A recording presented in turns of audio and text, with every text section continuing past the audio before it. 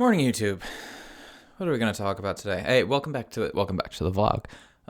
It's Monday, and it's like the Monday of all Mondays because last week was Thanksgiving, and the week got like cut short because of that. And I really wasn't looking forward to last Monday either, but the fact that it was a 3-day work week helped, and now it's like a real Monday.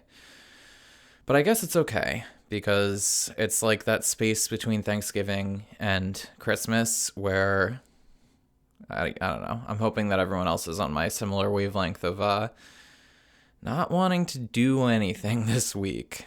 I've had some Sunday scaries before in my life, but yesterday's were pretty substantial.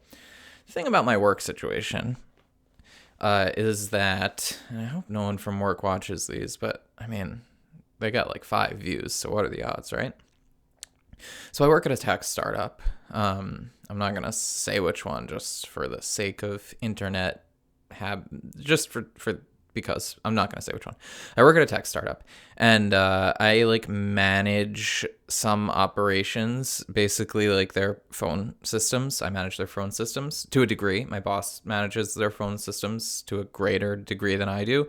I kind of just like troubleshoot and deal with more ground level like stuff that crops up and making minor or like routine changes to our IVR system.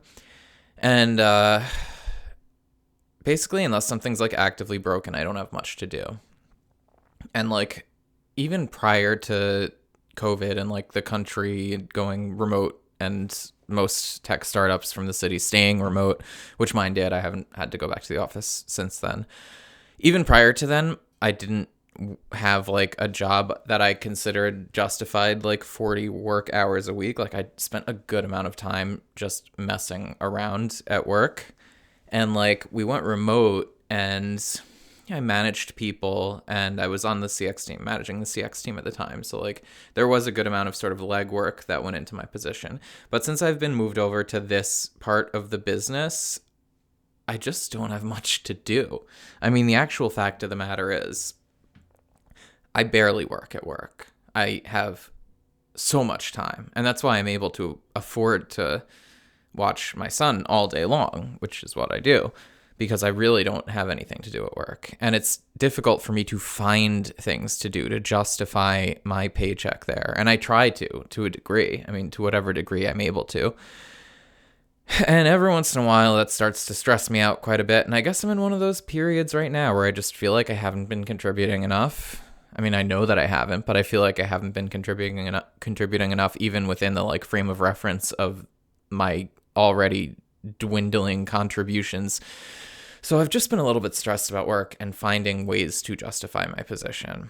And I need to sort of like, I feel like I need to catch up on things, but like to give some detail to the situation, we use a phone system called Twilio. And Twilio is basically like a sandbox phone system. Like there's no like actual, it's just all of the tools and like servers you would need to have an effective call center. But it's not very user friendly. You pretty much need to be a Java developer or maybe, yeah, a JavaScript developer if you want to do anything with it at all. Like everything needs to be coded. And most companies will do one of two things. They will either hire a third party to work with Twilio and like act as a go-between and build everything that they need, that the client needs, that we would need. And that's what we wound up doing. Or you take one of your own full-time devs and you devote them to working on Twilio. Kimi didn't devote a dev to working on Twilio. They've kind of just outsourced this to a company. I guess I won't name the company either, just for the sake of ethics or whatever. They outsourced it to a third-party company who gave us their like out-of-the-box version of Twilio, and anytime that we need something added onto it or like have an issue that needs to be troubleshooted, we need to go through them because they're the ones who coded our entire environment.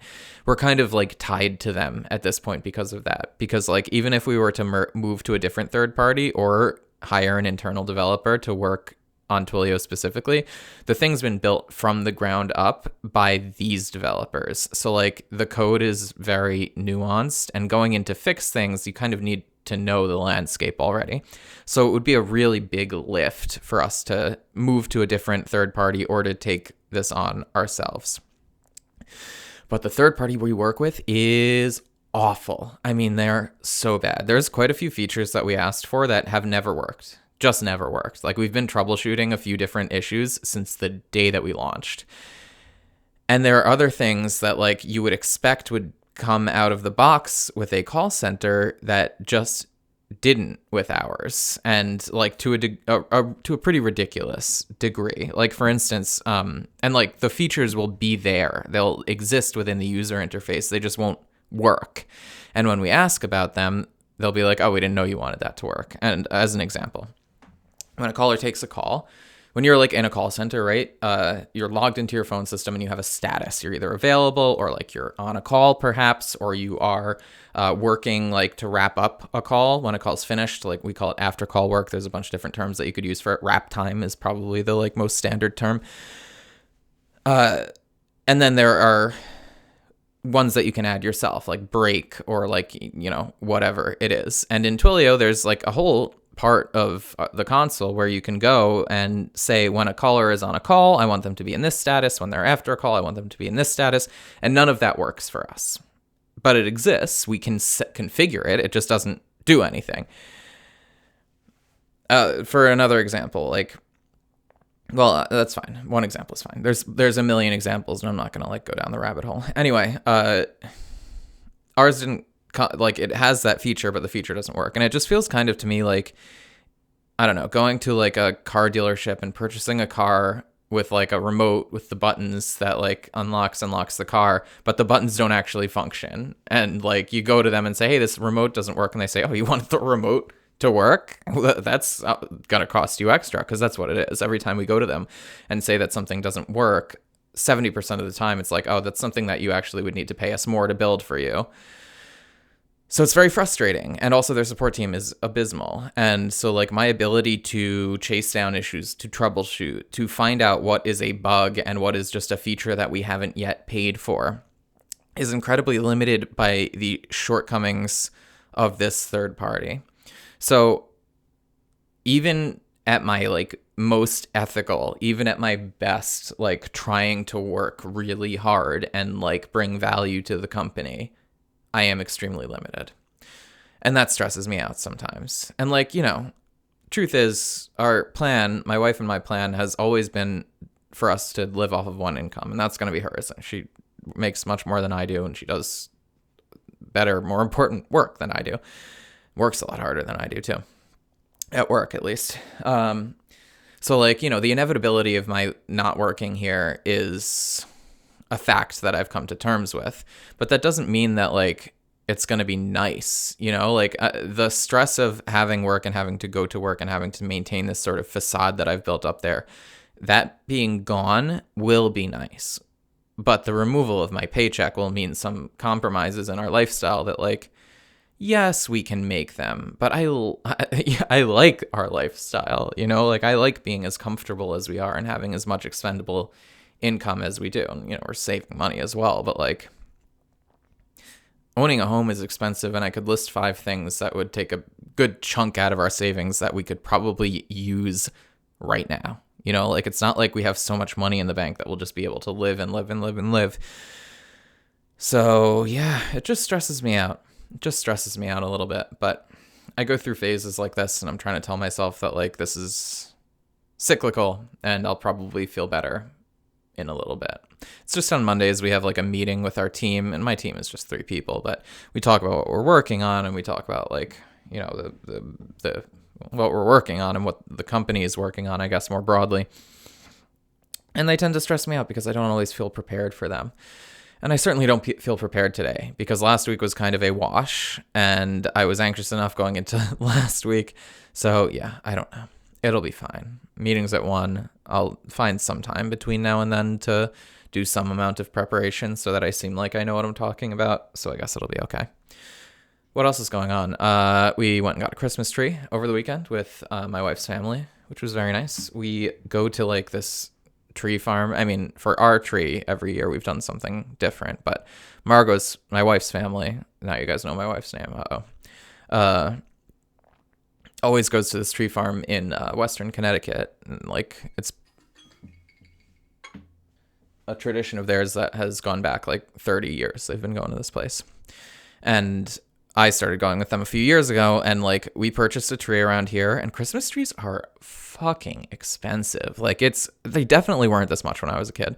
I mean, they obviously weren't this much when I was a kid, but just like over the last few years, it's gotten really exorbitant. Like they cost to go get like a pre-cut tree.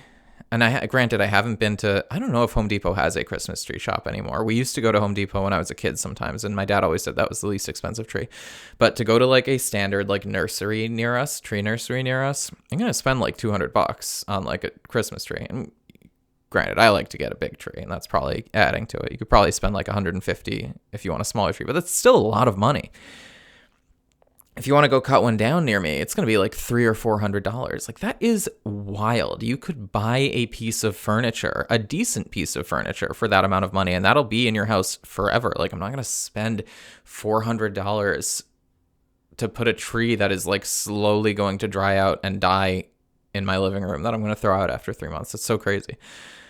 But this tree farm that we go to, I mean, all told, we went the weekend after Thanksgiving, which was a big mistake. Not doing that again. We're going to go on a weekday next time. But all told, anyway, it was $130, and we had to like pay extra because it was the weekend after Thanksgiving, and we had to pay extra because Margot's parents were coming with us. So like there was another car, and you have to like pay per car on peak weekends, which obviously the weekend after Thanksgiving is like a Christmas tree, Black Friday. That's like a regular Black Friday too, I guess. In any case, it's a lot more cost effective. And even if you add in the cost of gas, like we got a massive tree and it's gorgeous. I would say maybe I'll pipe in a little, edit in a picture of the tree, but I'm probably not going to do that. I really like how low lift editing these videos is. It's kind of the point of this series, I think. Anyway, we went and we got the tree, and it was really nice. There were some logistical hurdles that were a little bit difficult. Like you have to make a reservation for the weekend after Thanksgiving and the weekend following that, I believe, and it's more expensive. And we left the like part of the roof rack on the car, which made it annoying. And because it was a peak weekend, they weren't really able to like help us tie the tree to the car. So me and my wife's engineer dad had to like figure it out, and that was not the most fun thing in the world. And also it was the weekend after Thanksgiving, so the traffic coming home was awful, but we will plan for all of those things next year, and it'll be a lot better. And even with all of that, like I'm very happy we have a gorgeous tree, and it's huge, and it cost us $150 including gas, so like can't complain, right? Anyway, there's a lot on my mind, but like I need the time, I think, more than I need to get it off my chest to this camera right now. So I think I'm going to go be productive somehow. Maybe I'll go be productive. I'm going to go figure some stuff out, figure out how to get my stress levels down for today. Thank you for watching.